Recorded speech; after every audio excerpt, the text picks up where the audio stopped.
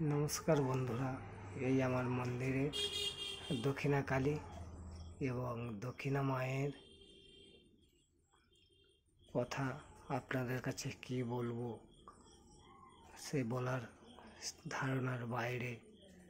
সত্যি এই মাঝে স্বয়ং বিরাজ করছে আমার এই মন্দিরে। আমি ভাবতে পারিনি আজ বহু ভক্ত এসে এই মায়ের কাছে উপকৃত হয়েছে।